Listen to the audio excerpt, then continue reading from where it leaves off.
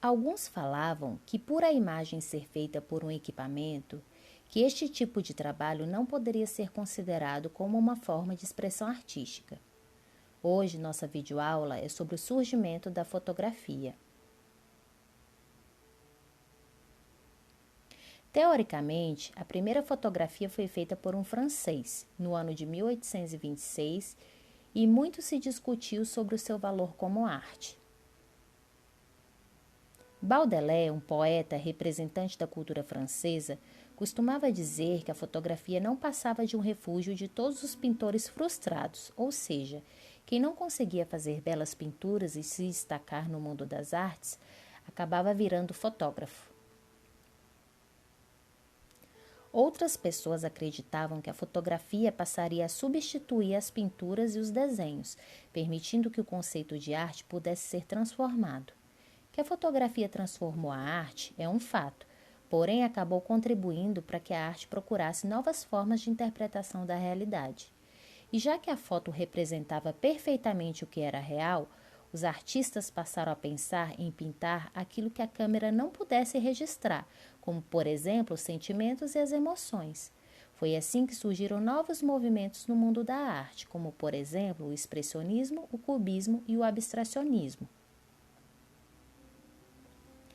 Ao analisar essas imagens, observamos que as figuras são completamente bizarras e que não tinham a mínima intenção em retratar a realidade, tal como a enxergamos. No cubismo, a ideia do artista era retratar de uma só vez todos os ângulos possíveis em que uma imagem pudesse ser vista, por isso as formas parecem ser estranhas. Já no expressionismo, a pintura é cheia de emoção, mas não só pela imagem em si, mas pelas escolhas das cores e o tipo de traço utilizado pelo artista. Às vezes observamos algumas imagens que, por serem tão lindas e perfeitas, dispensam qualquer tipo de legenda. Isso nos permite perceber que, dependendo da imagem, seu valor visual é muito mais importante que conhecer o contexto social ou histórico em que ela está inserida. Basicamente, uma foto é produzida pela soma do conhecimento de boas técnicas e o bom uso da luz e da sombra. Dessa forma, fotos onde se explora bem esse jogo cromático têm a tendência de chamarem mais a atenção do observador quando são contempladas.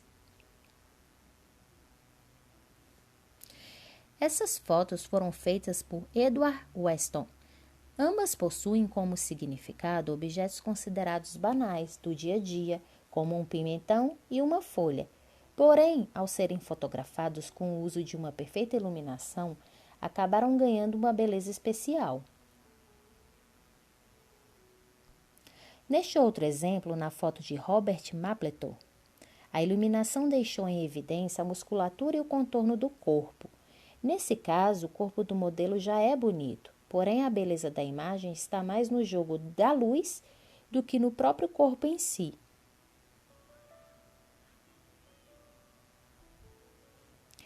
Bom, ainda em se tratando de luz, não podemos deixar de falar da cor. É possível produzir ótimas fotos usando apenas as cores como objeto de interesse. Para isso, é importante saber combinar bem as cores para criar composições interessantes. Neste exemplo, até reconhecemos o objeto fotografado. São copos com líquidos coloridos dentro. Porém, a atenção que eles chamam não são por suas formas, e sim pelas cores que foram escolhidas, compostas pela combinação das cores primárias, que são o vermelho, o amarelo e o azul, que acabou lembrando as pinturas de Piet Mondrian.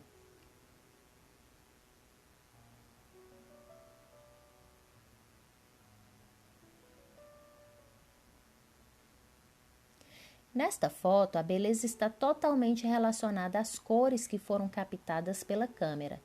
Elas foram registradas devido ao olhar cuidadoso e à sensibilidade intuitiva do artista. Alguns segundos antes ou alguns segundos depois do registro, e a composição de cores já não seriam as mesmas. Você concorda comigo?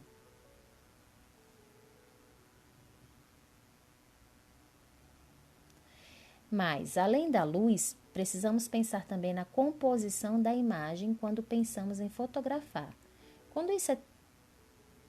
Por isso que é tão importante a gente conhecer os elementos básicos da linguagem visual, como as cores, o ponto, a linha, o plano, a forma, o equilíbrio, etc. Alguns artistas, conhecedores destes elementos básicos da linguagem, abusaram bastante das formas geométricas, da composição da imagem com o uso das linhas e o uso de repetições de padrões. Vamos observar agora alguns exemplos de fotografias modernistas, cheias do jogo de luz e sombra, com composições visuais formadas através do bom uso das linhas. Nessa imagem, está bem evidente o contraste das cores. Nessa imagem, a gente vê bem destacado o jogo de luz e sombra e a preocupação do artista com o formato das linhas e o conjunto total da forma na imagem.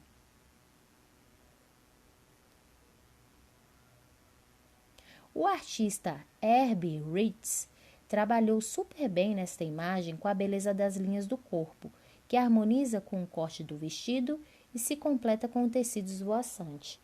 Para completar a composição, o artista deixou o fundo claro, limpo, aparecendo atrás a linha do horizonte. Bom, é isso. Espero vocês na próxima aula.